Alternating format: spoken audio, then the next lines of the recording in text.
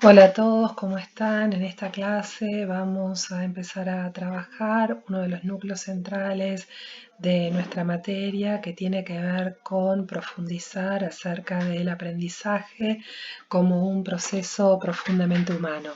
Partimos entonces de la pregunta que es aprender, una pregunta que cada uno de ustedes, si se la hace a sí mismo, puede esbozar alguna respuesta, quizás intuitiva, quizás ligada a la experiencia, pero que tiene que ver con estos saberes previos o estas representaciones acerca de ¿qué creemos que es aprender? ¿Por qué podríamos contestarla? Bueno, porque básicamente desde que nacemos aprendemos. El aprendizaje es un proceso permanente que lo hemos constatado y que lo hemos vivenciado a lo largo de la vida. Cuando empezamos a sondear un poco acerca de las definiciones del aprendizaje, vamos a encontrar en primer lugar la raíz etimológica de esta palabra que viene de la voz latina aprendere y que quiere decir apoderarse. Si nos vamos al diccionario, encontramos una definición más formal que de alguna manera vamos a poner en tensión o vamos a tratar de cuestionar en esta clase y que tiene que ver con denominar al aprendizaje a la acción o efecto de aprender como incorporar y racionalizar algún tipo de conocimiento por medio de la experiencia o estudio. ¿Por qué les digo que la vamos a poner en tensión? Porque vamos a pensar que aprender no es solo aprender un conocimiento, que en realidad la esfera del aprendizaje es mucho más amplia. Podemos aprender valores, actitudes, destrezas, habilidades, es decir, no solo conocimiento en tanto información, teoría o un principio. Si vamos un poco a las teorías que han intentado a lo largo de la historia de la psicología explicar el aprendizaje, una de las que ha sido pionera en este sentido es el conductismo, con representantes como Watson, Skinner, Pavlov, quienes plantean que el aprendizaje es un cambio relativamente estable en la conducta del sujeto como resultado de la experiencia, producidos a través del establecimiento de asociaciones entre estímulos y respuestas mediante la práctica en un nivel elemental. Es decir, se provoca un estímulo al sujeto que responde de una determinada manera y cuando se da esta asociación entre un estímulo y esa respuesta, se considera que se aprende. Por eso se habla de asociacionismo o de conexionismo. La repetición de esa conexión o el ejercicio de la misma mejora aquello que se aprende. Por eso los reforzadores positivos como las recompensas o los reforzadores negativos como pueden ser por ejemplo los castigos o la inhibición del estímulo pueden favorecer o pueden hacer desaparecer un determinado aprendizaje. Otros autores como Piaget van a plantear que aprender es adaptarse al medio a través de la alternancia entre equilibrio y desequilibrio, es decir, somos sujetos biológicos que buscamos constantemente la adaptación al medio y en función de las situaciones de necesidad que provocan desequilibrio y el restablecimiento de ese equilibrio perdido a través de la acción, vamos desarrollando aprendizajes. En la medida en que volvemos a equilibrarnos y satisfacemos nuestras necesidades, aprendimos. Un autor argentino, el padre de la psicología social, Enrique Pichón Rivière, va a plantear una definición que a mí me resulta muy interesante. Aprender es la apropiación instrumental de la realidad para transformarla, transformándonos en ese acto a nosotros mismos. Vygotsky, desde la psicología rusa, va a plantear que aprender es interiorizar la cultura para así formar parte de ella. Es decir, primero los conceptos están fuera de nosotros y por un movimiento de internalización los apropiamos. Auswell va a plantear que el aprendizaje coincide en una reestructuración de los conocimientos anteriores más que en la sustitución de unos por otros. Aquí van a cobrar mucha importancia los conocimientos previos que van a alojar y van a servir de conectores para los nuevos conocimientos.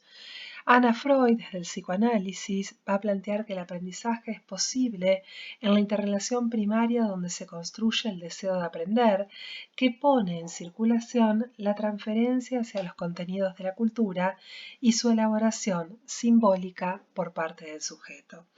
Vemos así distintas definiciones desde distintas corrientes que en las próximas clases iremos desandando con un poco más de profundidad, pero me interesa que podamos rescatar algunos rasgos comunes de estas definiciones para poder aproximarnos a la definición de aprendizaje. Vamos a decir entonces que es un cambio o transformación relativamente estable de la conducta, transferible a nuevas situaciones como consecuencias de la práctica, que impacta sobre todas las dimensiones de la persona, el conocimiento, las emociones, los aspectos sociales, y que está relacionado con un contenido a aprender que, como ya dijimos, no es solo información o teoría, sino que tiene que ver con otro tipo o con un gran abanico o una gran variedad de cosas que podemos aprender a lo largo de la vida. ¿Qué relaciones existen entre enseñanza y aprendizaje? Ustedes van a estudiar en didáctica que la enseñanza o el proceso de transmisión es un poco el objeto de estudio de la didáctica. Nosotros nos vamos a relacionar desde la psicología educativa con nuestro foco que es el aprendizaje, con este proceso que es la enseñanza, pero no desde esta mirada que existía hace mucho tiempo, cuando se planteaba que era como una especie de binomio, ¿no? Enseñanza-aprendizaje, suponiendo que siempre que se enseña se aprende. En realidad vamos a encontrar que este binomio muchas veces no tiene una relación causal, es decir, la enseñanza no provoca directamente el aprendizaje. Puede suceder que nosotros enseñemos y que en este caso, como está planteando Manolito, el alumno no aprende, se da una especie de incomprensión del alumno acerca de aquello que se quiere enseñar. En otros casos podemos encontrar que el maestro enseña y el alumno termina aprendiendo cosas para las que no tiene disposición para aprender. Es decir, hace una apropiación, pero en realidad no está guiada por el interés o no está guiada por el deseo. Como aparece aquí en esta viñeta donde vemos que Mafalda y Susanita reproducen un aprendizaje absolutamente escolarizado, que nada tiene que ver con sus verdaderos intereses. En otras situaciones, quien aprende lo puede hacer bajo amenaza o una forma que puede resultar inadecuada.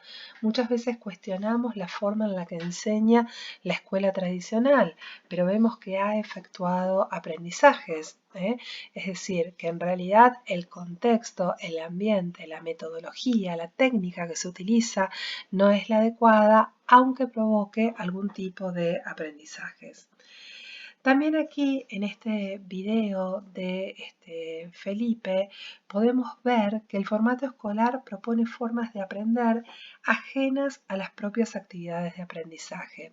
Se los voy a linkear porque desde aquí es complicado poder verlo, pero son situaciones donde el formato escolar de alguna manera encorseta la posibilidad de aprender. Aprendemos bajo un formato estandarizado, ¿no? Es decir, tiene que ver con estas situaciones donde el alumno llega y ya sabe que tiene que sentarse en un lugar, saca la virome para empezar a copiar lo que el profesor va a dictar.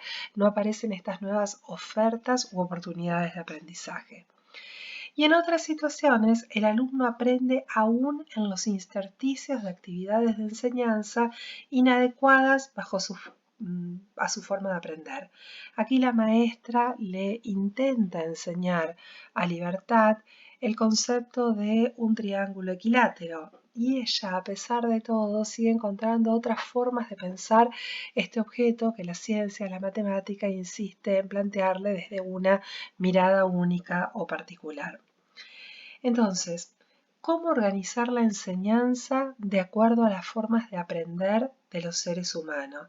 Esta es una pregunta interesantísima para que nosotros nos hagamos como profesores. Es decir, ¿por qué yo debo aprender la manera en que aprenden mis alumnos? Bueno, porque de esta forma puedo adecuar mejor mis formas de enseñanza, puedo adecuar mejor los contenidos, puedo realizar una mejor transposición didáctica, puedo elegir las técnicas o los métodos que sean más acordes a lo que las distintas teorías acerca del aprendizaje me enseñan que es aprender. También una buena pregunta para hacernos, los que se están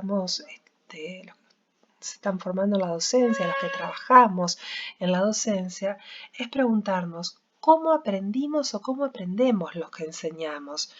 ¿Y cómo queremos que aprendan nuestros alumnos? ¿Queremos que aprendan de la misma manera que aprendí yo? ¿O quiero generarles otras matrices de aprendizaje porque considero que las que yo aprendí fueron insuficientes o no fueron las adecuadas?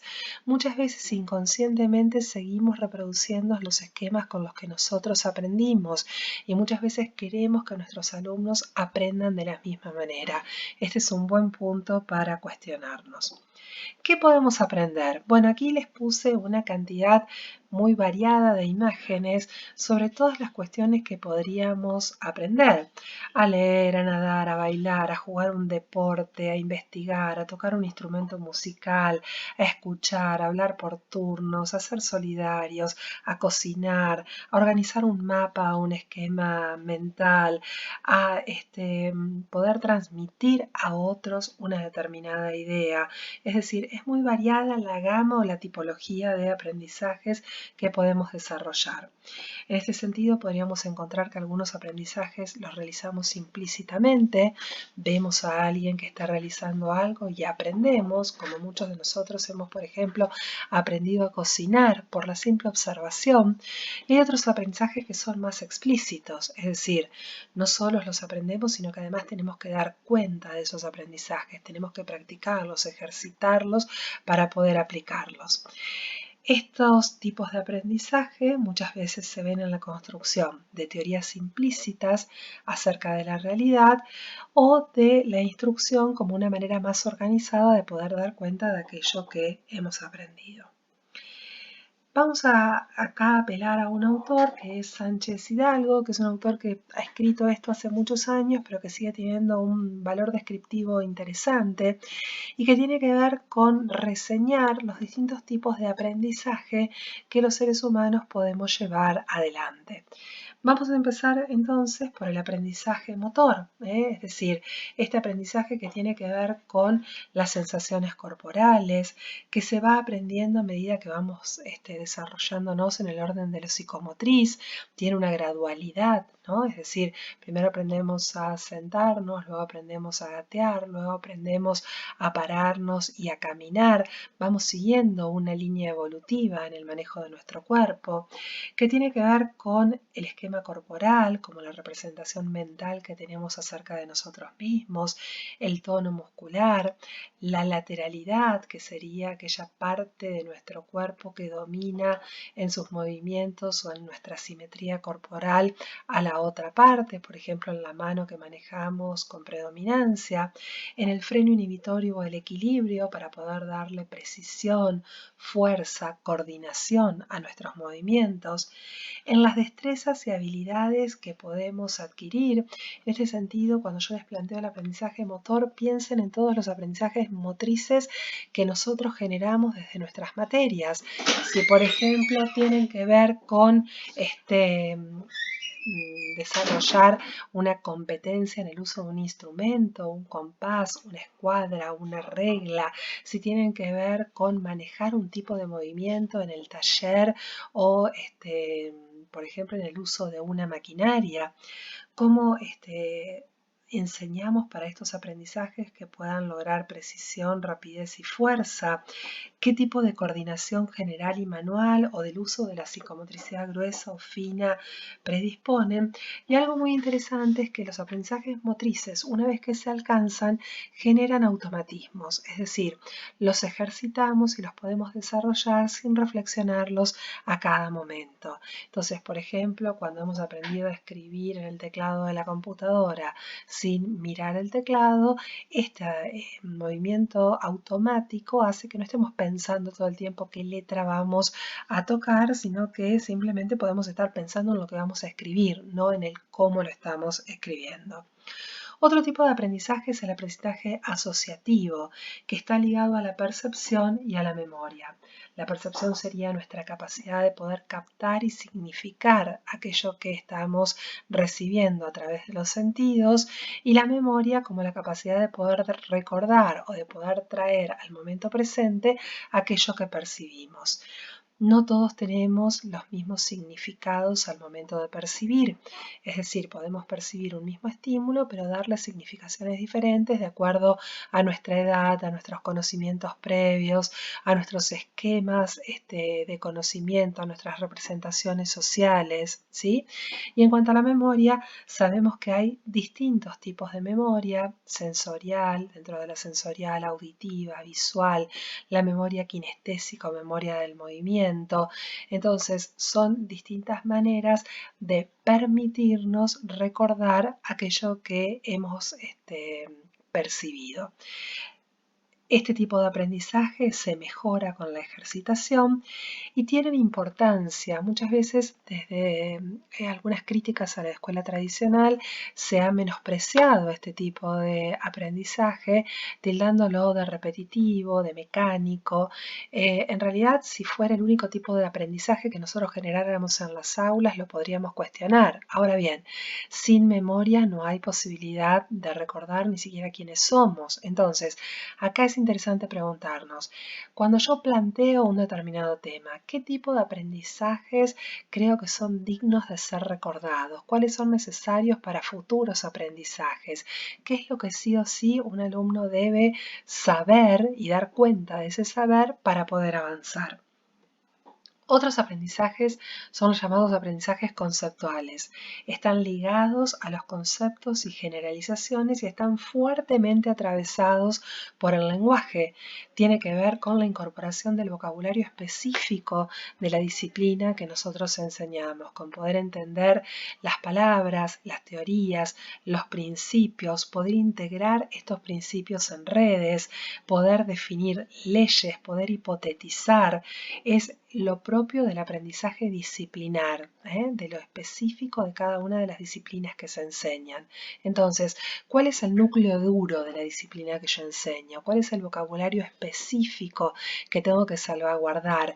Ese vocabulario que nosotros tenemos que trabajar para que los alumnos lo puedan incorporar y para que luego lo puedan aplicar, distinguiendo que es propio de esta materia y que no puede aplicarse en otro o que tiene una significación diferente en otra materia. Aprendizaje apreciativo, aquí tiene que ver con los intereses, los gustos, las actitudes, las preferencias, los ideales, que desde una significación personal y social le vamos dando. Aquí los grandes maestros de este tipo de aprendizaje son los testimonios y las vivencias de maestros, profesores, de personas referenciales dentro de una comunidad, de líderes sociales, también de la familia, de los padres, de los abuelos, que marcan un poco el rumbo de estos aprendizajes. El aprendizaje creador, donde lo que potenciamos acá es el desarrollo de la imaginación, de la creatividad, la flexibilidad mental, la libre expresión, el uso de la libertad. ¿Qué posibilidades generamos en nuestras clases de que se desarrolle este tipo de aprendizaje? En realidad pensamos actividades para que los alumnos abran, como decimos vulgarmente a veces, la cabeza, que piensen de otra manera, que busquen nuevas formas de resolver los problemas. El aprendizaje reflexivo, que tiene que ver con la capacidad de argumentar, de solucionar problemas, de aplicar y transferir principios a nuevas situaciones, de generar una actitud crítica frente a la realidad, frente a lo que estamos enseñando, y que se puede trabajar fundamentalmente a través del debate, de la discusión, de la fundamentación y de la confrontación con los otros, fundamentalmente para poder trabajar sobre la propia argumentación y todos aquellos argumentos que irían en contra de lo que yo pienso, cómo poder defenderlos. ¿Qué situaciones generamos en nuestras aulas para que se genere este aprendizaje reflexivo? ¿Lo propiciamos, lo problematizamos al aprendizaje para que se dé de esta manera? Y Finalmente, el aprendizaje emocional y social, donde aquí lo que se aprenden son emociones, sentimientos, habilidades sociales para poder fortalecer los vínculos y trabajar sobre las actitudes sociales, que son un poco como nuestro DNI social. Entonces, fíjense que hoy por hoy en la agenda educativa el tema del trabajo con las emociones es un tema prioritario, ¿no? Fundamentalmente para la convivencia, para la prevención de ciertas situaciones, para la promoción de la salud mental dentro de la escuela y dentro de nuestras aulas, para la prevención del bullying, para la mejora de la tolerancia y de la convivencia dentro de las aulas. Entonces, aquí les hago un poco las preguntas que nos venimos haciendo, sistematizadas en pensar qué de todos estos tipos de aprendizajes estamos promoviendo en nuestras aulas. ¿En realidad nos abrimos a todos estos tipos de aprendizaje o ahora me doy cuenta que en general siempre estoy priorizando algún tipo o pongo el acento más en uno que en otro? Hasta aquí llegamos. En un próximo encuentro trabajamos sobre el sistema del aprendizaje.